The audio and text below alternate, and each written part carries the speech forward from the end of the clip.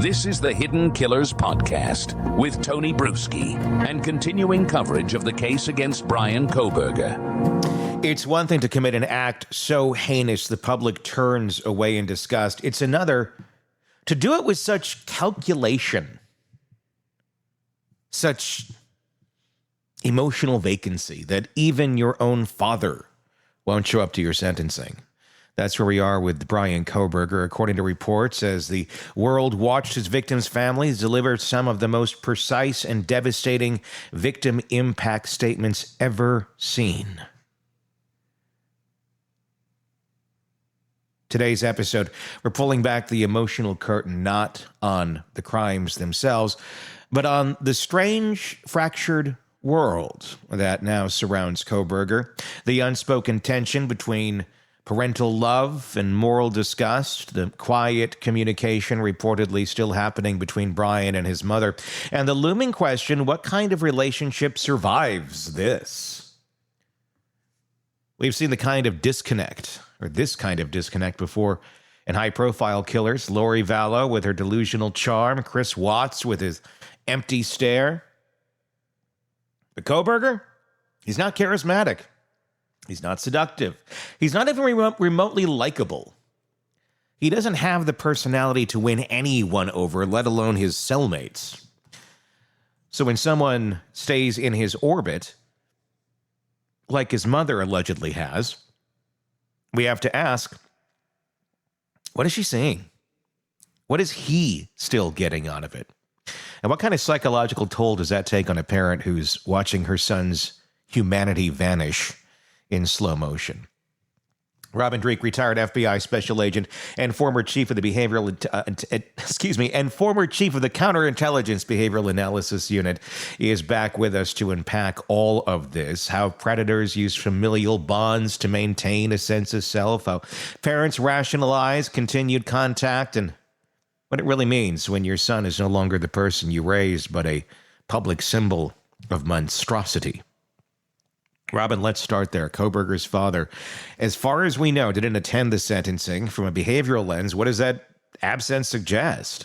You go to other wackadoos, broken brain, people like Lori Vallow behind bars who killed her kids. But she's got this element of crazy charisma behind her that she can manipulate people and everything because she can become likable. She can endear herself because she's just a nutter, right? Mm-hmm. Kohberger's not even likable to anyone by anyone. And so he can't even rely on his personality to get by, to at least make one ally. And so I don't see a good day for him coming. Ever. No. Thank God. As far as we know, as far as I know, and tell me if you've found out anything different, Kohberger's dad was not in the... That's what I heard too. I didn't get confirmation, but I heard it was just a mom and a sister there. That's what I was understanding too. Again, I can't confirm it, but that's what I generally believe from what I've heard. What do you think that says? Dad's the one who seemed to be the one that was, reaching out. He would go drive with him back home. And he did it more than once. The last time was the last time he did it, but that wasn't a unique thing. He did try to basically be there for his son that he knew was a bit off. He's not there. I mean, for something like this, I don't think it's a, well, shoot, I have to work moment. I'm going to guess there was some meaning behind that. I don't know if his meaning other than he himself, because, just think about the pain he's in. Just think about the pain that the family's in. And I like that they acknowledge that. I think, again, this is the 30,000 foot level we don't know behind the scenes. But, you have a family, every family's been devastated by this one horrendous individual. Mm-hmm. And you got a dad who tried so hard to save his son, and ultimately he failed. Yeah. And he's now got to listen to, can you imagine sitting in that courtroom, listening to all these people say these things about your son? Mm-hmm. I don't think it was a statement. I think it was unbearable for him potentially. And the other thing that struck me that Kohberger was actually communicating with his mother so much behind bars. You really start wondering, what are they communicating? Because I thought about that a lot. What do you say to a son who's admitted to doing these horrendous things? The only thing I could think of was, you try your best to put yourself in a similar situation, as horrendous that is. And I think the only thing that you really can talk about is what you're going to do. what your days are going to look like, how to deal with this kind of person, kind of like we all do with our own kids, as they're facing the challenges in life, kind of dismiss the actions they took, because if you're going to choose to keep contact with your son, what are you going to talk about? You're going to talk about survival. That's it. And I guess it is very much a personal decision for them, but I don't know that I could if I were in their shoes. I don't know either. I think I would be, you're done. I'm like, you're dead to me. That's why it's really weird the mother was in so much contact. Yeah, that's what makes it weird. It's like, why? Like, what do you're there for your little boy who did these horrible, horrendous things, and he's a monster. He can barely communicate as it is. And he's really no longer who he was as your little boy. The only stupid analogy I have in my head is, Chucky. Star Wars analogy. Yeah, that. But I'm thinking Star Wars. I'm thinking little Anakin Skywalker all of a sudden turns into Darth Vader, and he's dead to everyone.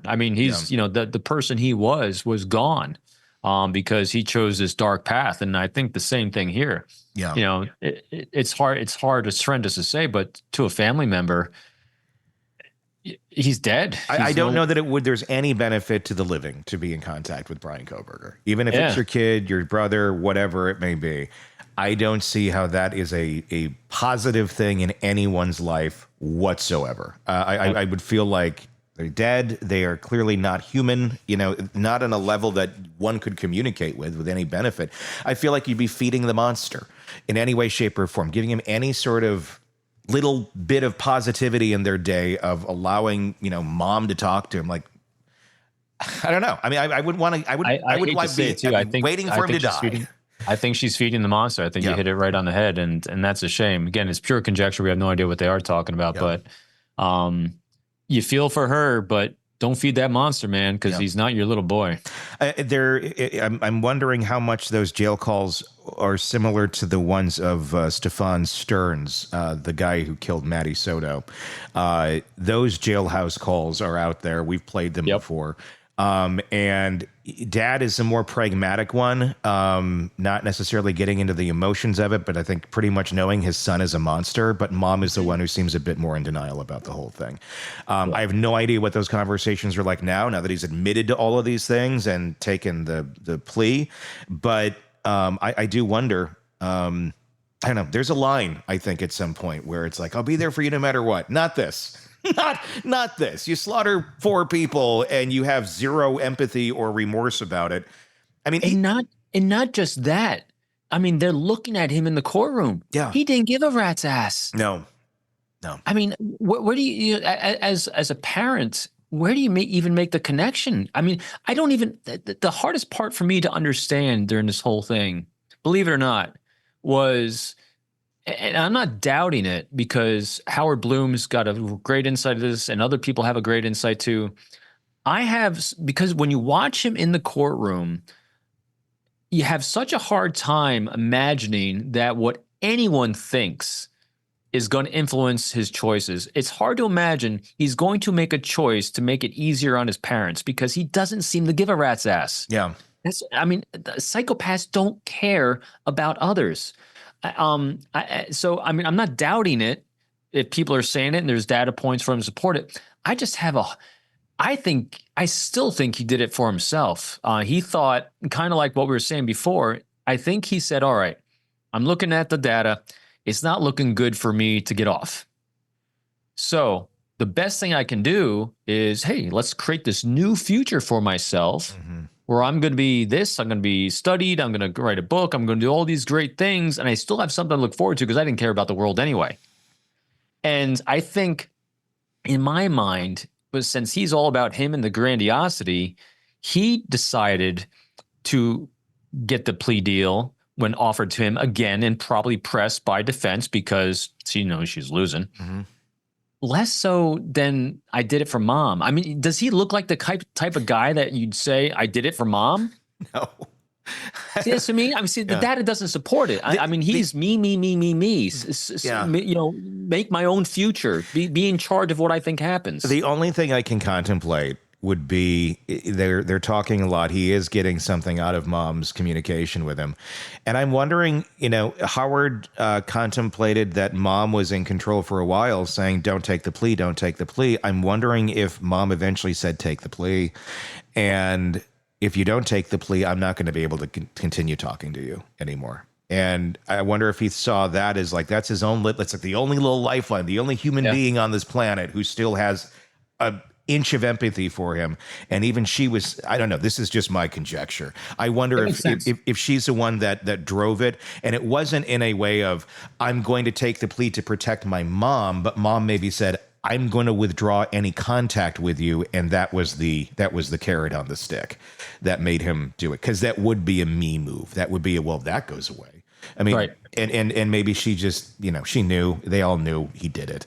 And I can see that. For the best, for the good of everyone, just take the plea. Just do it. Otherwise, you're going to get killed. So I'm gonna differ on the language for the good of everyone. He don't care about everyone. He's for the good of himself. Yeah. Because I think you hit it right on the head there. So if the mother influenced it, is because of the impact it was going to have on him about not having some sort of validation from the only person left on the entire planet until you get the friggin' groupies that are now going to want to talk to him. Yeah. Is his mom. So yeah. And that's why she's feeding, like you said, she's feeding the beast. Yeah. And that's where that beast. Yeah. You got That's right. That's right. Consalvases will take care of the entire thing. Exactly. The wheels are already in motion. They set it in motion. They can just sit back and watch a show at this point. That family.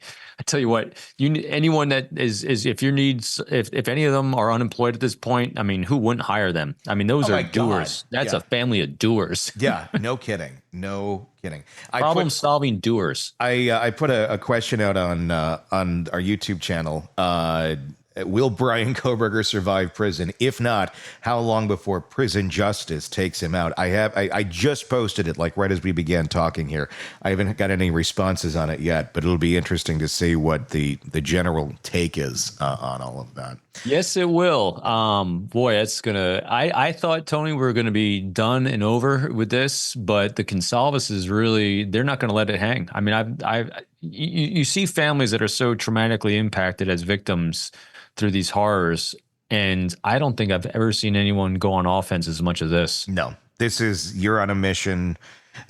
I'm on a mission from God to take you out. They were not victims in that courtroom at all. No, they definitely brought it. There's no guidebook for parenting a monster, no roadmap for navigating what to do when your child doesn't just fall through the cracks, but digs a hole through them.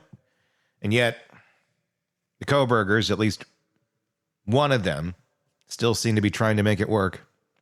We don't know exactly what's being said in those jail calls, but we know enough to ask, what's the cost of staying connected to someone who shows no remorse, no accountability, and no real acknowledgement of the damage he's done?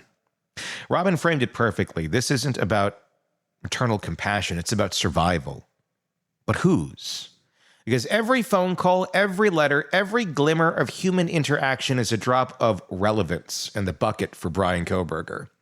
He doesn't need a fan club. He just needs one person who still sees him as something more than a number. And right now, that person might be his mother. But there's a line between love and enablement, between support and supply, between holding space and feeding the monster. And as we discussed, if that lifeline was the only thing standing between him and a plea deal, if it was used as leverage to get him to face consequences, then maybe it served a purpose.